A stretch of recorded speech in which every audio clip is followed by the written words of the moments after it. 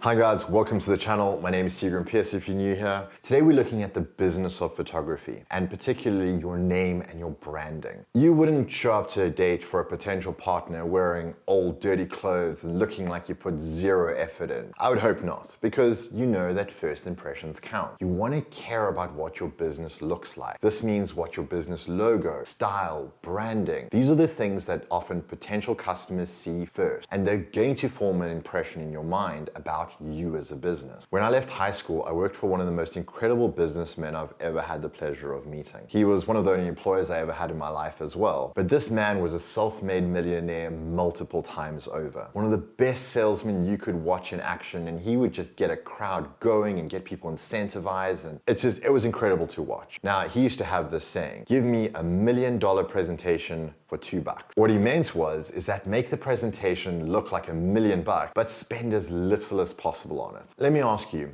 what is a name and a brand in today's world? Well, it's actually virtually everything. Why does something with an Apple logo sell for 10 times as much as another product with no Apple logo on it? It doesn't take a lot in today's world to create something that looks slick, refined, and professional. You don't even need to learn coding, HTML, JavaScript, and CSS to create a website anymore. You can make one free with one of the many platforms online. The same goes for your branding. Unless you're wanting something completely unique, you don't need to hire a designer to create your logo, business cards, and all your stationery. There's platforms like Canva, which will do it for free. I do just need to mention though, that if you're at the point where you can get a designer to create your whole graphical identity, it's well worth the investment because it really will set you apart. I used to try doing my own logos and stuff for years when I started out, and quite frankly, they sucked a lot. But I made it work with what I had at the time. And after enough time in your career, you want to do things that have your own professional design and design entity to them. And this is all part of that $1 million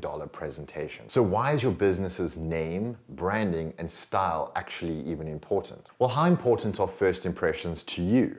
Say you're at a party and you meet someone, they're well dressed and they speak well and they're engaging and they smile, they make you feel heard. That's a great impression. Now, the exact same goes for your business. There's a level of psychological decision making that happens without us even realizing when making a first impression on someone or to someone. If you're choosing a supplier to work for you, how critical are you on their business presentation? If their font is Comic Sans and they have clip art for logo, it doesn't matter what they do. You're not going to think they're a very professional company. Even if they might be a lawyer or a doctor, it just doesn't look good for an impression. You can do a lot of good for your business by paying attention to the small things which ultimately become the larger things. A coherent logo, color scheme, design style throughout your website and your branding, and a clear type font. It takes just a couple hours to take care of these things, but these will last you for years into the future. There is beauty in simplicity, and if you can find a logo that's simple and elegant, you'll be remembered far more than something that's trying to be extravagant or outlandish. Look around you at some of the biggest brands in the world.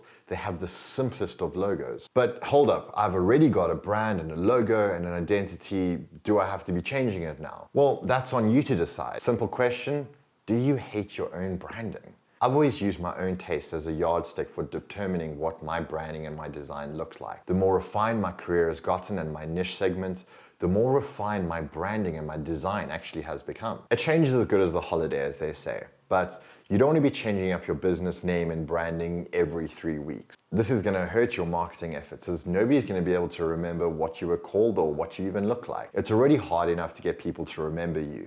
You don't want to add to that friction. This is why I always personally have used my full name as my brand and identity. When I first started out, I had this acronym for a business name, and even after years of trying to make it stick, people just would never remember it. It became obvious that I had to ditch this very silly attempt at a business acronym and use what I actually wanted people to remember: my name. So to wrap up this segment of branding and identity, first impressions matter. You're already in the business of visual presentation, so don't neglect your own presentation to the world. Choose a solution that fits where you are in your business right now, whether you're doing your own logo and design or you're getting someone in to do it for you. And lastly, don't be afraid of simple. Simple works. That wraps up this episode. Click here and it'll take you to the next episode for the next topic.